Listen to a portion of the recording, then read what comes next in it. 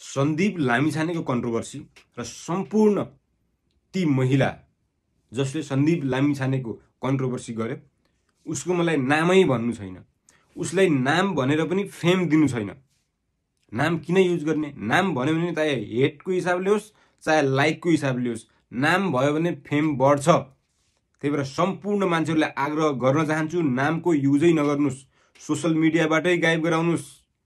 मैले भन्न खोजिआयो तपाईले सन्दीप लामिछाने को हो र कति अब्बल दर्जाको प्लेयर हो भन्ने चिन्नु भएको छ?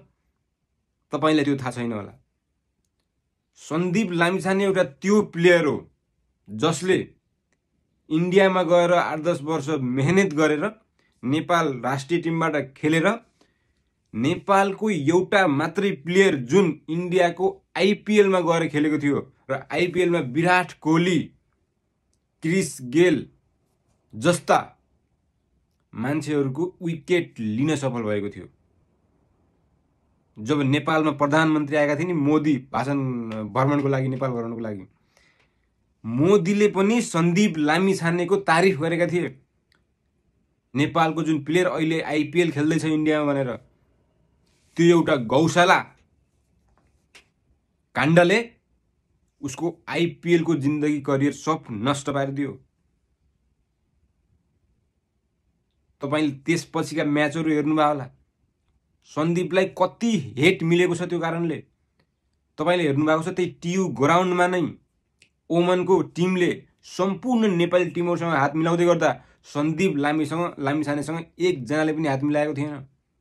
त्यो अवस्था सन्दीपको कस्तो थियो होला तपाईलाई के लाग्छ?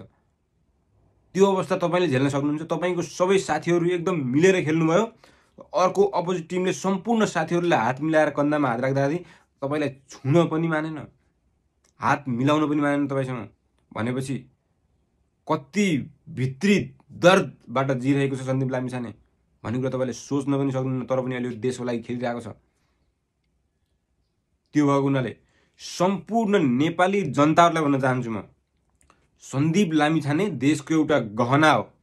यसलाई हामीहरूले बचाउनु पर्छ र सम्पूर्ण नेपाली जनतालाई भन्न चाहन्छु म, सन्दीप लामिछानेको सपोर्टमा बढ्नुस् अगाडि।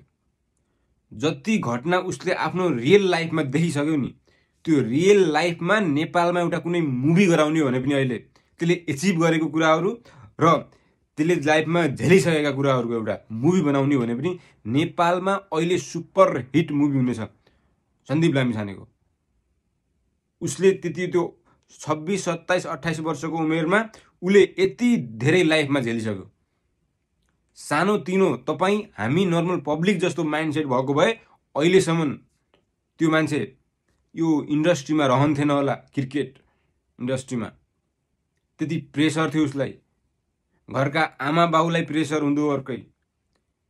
सोच्नुस् तपाईँ एउटा प्लेयर हो जुन देशका विश्वका सबै प्लेयरको सपना हुन्छ हामी आइपिएल खेलौँ भन्ने।